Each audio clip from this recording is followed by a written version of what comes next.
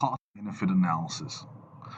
In this lesson, I want to talk about how the quantity we chooses affects the firm, which is considered the private, the firm, or the social, which includes individuals. Every quantity has what a spillover effect on someone else. So looking into this further, we have a demand curve. So by definition, demand is the quantity the consumer is willing and able to pay at each price level. And the supply is the quantity the producer is willing to make at each price level. So this is a specific quantity, and this is the specific price. Another thing here in this market, we're talking about the price of good A and the quantity of good A, is we're looking at this lower price, there is a shortage because the producer is only willing to make a minimum amount of quantity here, but the consumer is demanding a higher amount simply because of the decrease of price, the law of demand. Here, at a higher price, the firm is willing to produce more, but the consumers are willing to buy less at this price level. So this is the market in general for a quantity of good A. Now, one of the things that we're analyzing is we need to find out if good A is a merit good or a demerit good. And to do that, we need to know how does this Q star and essentially every quantity along the Q affect society and the private firms. Okay, so what that means, what do I mean by that? I mean that every use of quantity has an effect on someone else, private or society. Now, for society, I want you to think of society as your mom, your dad, your friends, and everyone that you can speak to. This society. Every quantity that we choose, every quantity of car that we buy, every um, uh, cup that we drink, every plastic bag that every quantity of good has an effect on yourself, your mom, your dad, your friends, everyone that you can speak to. Also, it has a private effect, and I'm talking about the firm itself. The firm gets costs from making the product and benefit from the profit made from selling the product. The society gets a cost of purchasing the product and a benefit from consuming the product.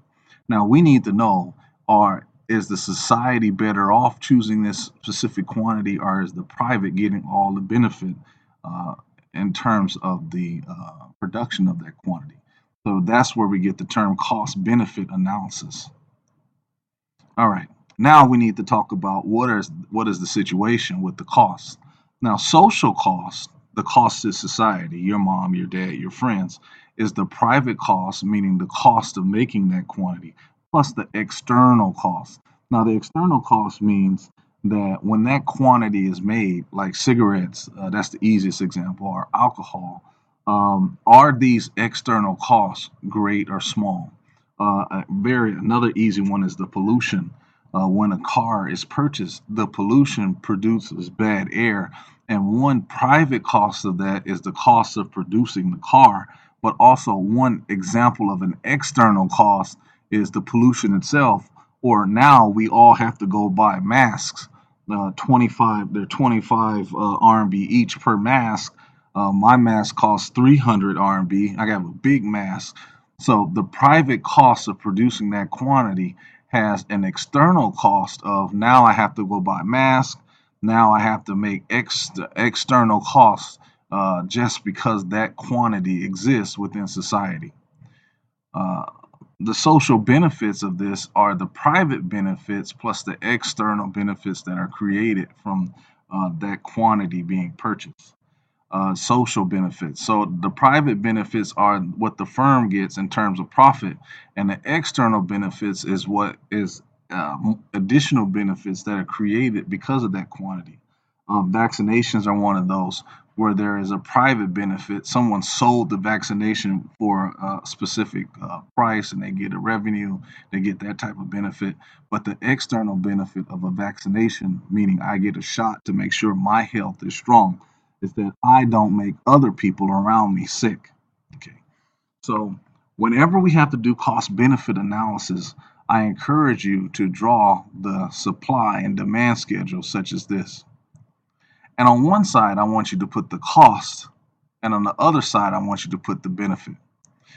From previous videos, previous lessons, we learned that the demand curve is equal to the benefit, actually, the marginal benefit, which is divided up into the marginal private benefit and the marginal social benefit. Cost supply is equal to the marginal cost, but cost itself is divided up into marginal private cost and marginal social cost. And the same thing for the benefit here. We have the marginal private benefit, marginal social benefit. Here I would put demand equals marginal benefit, but there are two types of benefit, one to the private firm and the other benefit to the society. And the same here for cost. It should be S equals MC, marginal cost. But marginal cost has marginal private cost and marginal social cost. So we divide that up into two parts. Now, in this example, when marginal private cost is equal to marginal social cost, it is said that the private cost equal to social cost. And here, the private benefit equals the marginal social benefit. That means that this quantity that we have purchased here has no externalities. There's no additional external cost for choosing this quantity. There is no external benefit for choosing this quantity. So that means when I purchase something and it doesn't affect anyone else, there are no negative externalities to it. All right, now let's look at when there are externalities. So here I choose quantity 1, quantity 2, quantity 3. I use good A because it could be anything. Good A could either be a merit or a demerit good. In this example, I'm going to do demerit goods where private cost will be smaller than social cost. So let's see what the graph looks like. So the first thing I do is I draw my demand curve, which is the willingness and ability of consumers to pay for a quantity at each price level. Then I draw my supply curve, which is the willingness of the firm to produce a specific quantity at each price level. And I begin to do my label. Now, this is supply equals marginal private cost, and this is the market equilibrium Q3 at a price level that is here, at a cost level that is here, meaning it cost, total cost, to make this production Q3. Now, we have a negative externality if the cost, this is the cost, and we're talking about the marginal private cost to society here, if this cost is greater than this for the society. So if there is another point here that is higher than the actual private cost, then we have a negative externality. So as I continue, we can see that this is the actual cost and quantity equilibrium here. And then there's an additional cost associated with this quantity. And this is the pollution I was telling you about, where this is the amount of cars that is produced. And this is the cost of producing this amount of cars. But the cars give off pollution that I have to, society, your mom, your dad, me, you, everyone that you talk to, now has to buy pollution mass to compensate for that. You can see that the quantity, at every quantity, there is a social cost to that. Okay, that is a negative externality. The cost is higher at every quantity here. Okay, so that means at this quantity, this is the private cost and this is the social cost. This is a negative externality because the private cost is smaller than the social cost. And if we look here at the benefit, we again draw the demand curve, then we draw the supply curve, okay, again, and then we see, okay, this is the marginal social benefit, and this is the private benefit. Okay, you can see that the private benefit of this quantity is greater than the marginal social benefit at every quantity along here. So the quantity here, this is the marginal social benefit, the marginal private benefit is higher. So this is, again, we have a negative externality, and this is equal to each other because the supply has not shifted in this. And we're looking at this benefit in terms of quantity of good A. So good A is a demerit good, you see, because the costs are higher than uh, the private costs are lower than the social costs. That's a demerit negative good. Okay. And then here, negative externalities, private costs smaller than social costs, private benefit is greater than social benefit. Okay. So now, how do you determine which quantity will have a negative externality? Well, one of the things you could do is compare a planned economy with a market or mixed economy. In a planned economy, there will be an attempt by the government to limit this negative externality. So the quantity that we produce may or may not be a negative externality because the goal of the planned economy is to limit this condition. Okay, and one of the things that the government will do is it'll say, okay, this is the height of the cost.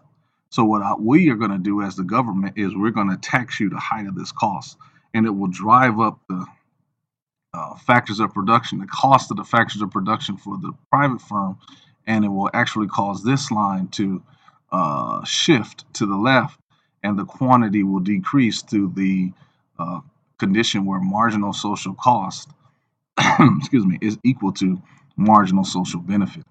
That's the goal of the planned economy. So in the planned economy, it will likely be a lower amount of this demerit good as the government taxes this. In a market good, in a market economy, this may or may not happen depending on the goal of the firm. In a market, it may underproduce goods and overproduce these demerit goods. All right.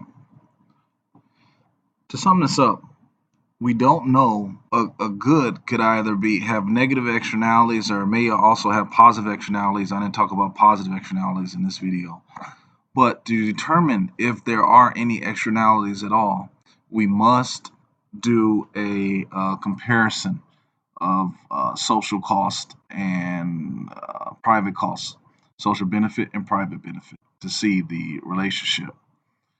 Uh, so, in conclusion, the creation of a quantity may produce negative externalities, may produce externalities in general.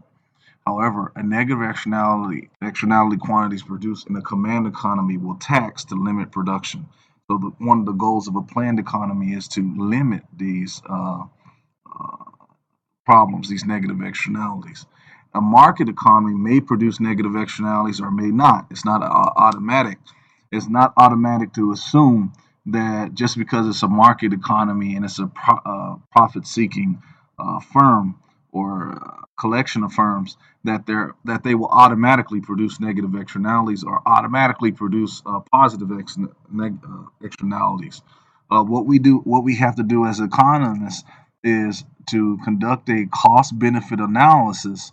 So a cost benefit analysis is necessary to compare private costs to social costs and to compare private benefit to social benefit. If private costs are greater than social costs, then we have a negative externality. If private benefit is greater than social benefit, then we have a negative externality. So just to make sure I said that right. If the private costs are smaller than social costs and or a private benefit is greater than social benefit, we have a negative externality. The planned economy will tax negative externalities when that condition happens and try to limit the production. Um, but also, you need to know that even in a planned economy, it may or may not recognize that it is a negative externality. So but a planned economy is more likely to try to adjust for negative externalities. A market externality may or may not produce negative externality. In any case, no matter what, who is doing a planned economy, market economy, or even a mixed economy, as economists, we need to do a cost benefit analysis to compare private costs to social costs and private benefit to social benefit.